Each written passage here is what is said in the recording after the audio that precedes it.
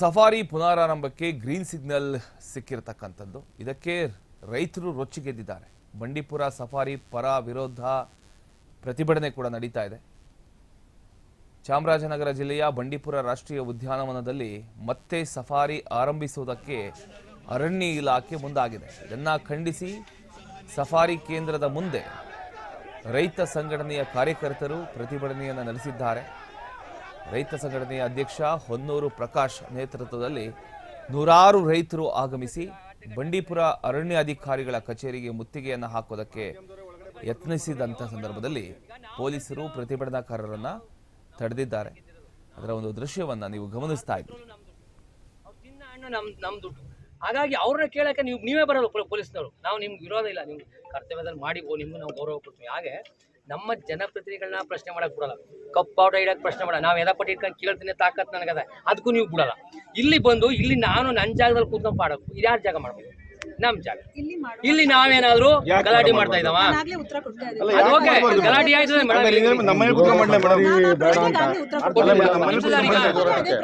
ಆಯ್ತು ಮೇಡಮ್. ಈಗ ನೀವು ಸ್ಟೇಷನ್ ಇಂದ ನಮ್ಮನ್ನು ಹೊರಗಡೆ ಬಿಡಬಾರ್ದು. ನಾಳೆ ಪುನಃ ಇನ್ನೊಂದು ಬ್ಯಾಚ್ ಬರ್ತೇವೆ. ಈಗ ಅದು ಮಾಡಿ ನಾಳೆ ಇನ್ನೊಂದು ಬ್ಯಾಚ್ ಇಲ್ಲಿ ಅವರಾತ್ರಿಗಳನ್ನು ಎಲ್ಲೆಲ್ಲಿ ನಡೀತಾವೆ ನಿಲ್ಸಿದ್ದಾರೆ. ಅವರಾತ್ರಿ ಧರಣಿ ಮಾಡಬಾರ್ದು ಅಂತ ಎಲ್ಲಿದೆ?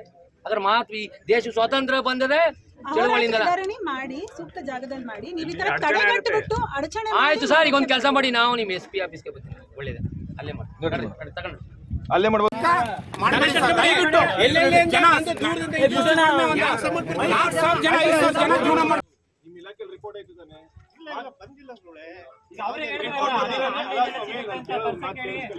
ರೈತನ ಒಂದು ಪದನ ನಿಮ್ ಕೋರ್ಟಲ್ ಮಾಡಿಲ್ವಲ್ಲ ನೀವು ಏನ್ ತಿಂದಿರೋ ಹೊಟ್ಟೆಗೆ ಅಂತ ಕೇಳ್ತಾ ಇದೀನಿ. ನೀವೇನ್ ಬೇಕಾದ್ರೂ ಮಾಡ್ಕೊಳ್ಳಿ.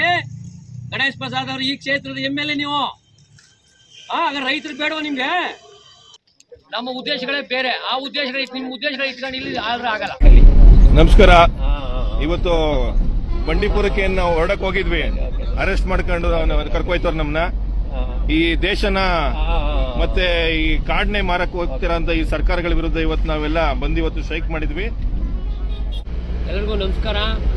ಏನು ಹಿಂದೆ ನಂಜುಂಡಸ್ವಾಮಿ ಅವರಿದ್ದು 20 ವರ್ಷದ ಮುಂದೆ ಏನಾಯ್ತದೆ ಅಂತ ಅವತ್ತೇ ಅವರು ಗ್ಯಾಟ್ ಒಪ್ಪಂದ ಮತ್ತೆ ಡಂಕರ್ಸ್ ಪ್ರಸ್ತಾವನೆಗೆ ಹೇಳಿದಾಗ ಇದೇ ಪೊಲೀಸ್ ಇಲಾಖೆ, ಇದೇ ಸಾರ್ವಜನಿಕರು ಯಾವತ್ತೂ ನಿಮ್ಗೆ ಯಾರಿಗೂ ಗೊತ್ತಾಗಿಲ್ಲ. ಅದೇ ಇವತ್ತು ಅದೇ ಪರಿಸ್ಥಿತಿ ಪುನಃ ಬಂದಿದೆ ನಮ್ಗೆ. ಪುನಃ ಎಲ್ಲ MNC ಕಂಪನಿಗಳು, ಬೇರೆ ಬೇರೆ ಡೆಲಿಗೇಟ್ಸು ನಮ್ಮಲ್ಲಿರೋ ಸಸ್ಯ ಸಂಪತ್ತು, ನಮ್ಮ ಕಾಡಿನ ಸಂಪತ್ತನ್ನ ಲೂಟಿ ಮಾಡಬೇಕಾಗಿದೆ. ಜೊತೆಗೆ ಇಲ್ಲಿ ಸಾಮ್ರಾಜ್ಯ ಸ್ಥಾಪನೆ ಮಾಡಬೇಕಾಗಿದೆ ಅವರು. ಅದಕ್ಕಾಗಿ ಬೇರೆ ಮುಖಗಳು ಮಾಡ್ಕೊಂಡು ದೊಡ್ಡ ದೊಡ್ಡ ವರ್ಡ್ಗಳನ್ನ ಹಾಕೊಂಡು ಅದು ರೈತರಿಗೆ ಅರ್ಥ ಆಗಬಾರ್ದು, ಪೊಲೀಸ್ನವರಿಗೆ ಅರ್ಥ ಆಗಬಾರ್ದು. ಆ ವರ್ಡ್ಗಳ ಮುಖಾಂತರ ಇವತ್ತು ನಮ್ಮ ಗುಂಡ್ಲುಪೇಟೆಯ ಬಂಡೀಪುರ ನಾಗರಹೊಳೆಗೆ ಬಂದಿದ್ದಾರೆ. ಮುಂದೆ ಅದು ಮಹದೇಶ್ವರ ಬೆಟ್ಟ ಬರ್ಬೋದು, ರಾಜ್ಯದ ನಾನಾ ಭಾಗಕ್ಕೆ ಬರಬಹುದು. ಹಾಗಾಗಿ ಇಲ್ಲಿ ಸಿಕ್ಕ ಸಸ್ಯ ಸಂಪತ್ತು, ಇಲ್ಲಿನ ಸಾಮ್ರಾಜ್ಯನ ಆಳಕ್ಕೆ ಈ ಮೋದಿ ಸರ್ಕಾರ, ಗತಿಗೇಟ್ ಸರ್ಕಾರ ಕಾಡನ್ನ ಮಾರ್ತಾ ಇದೆ. ಖಾಸಗಿ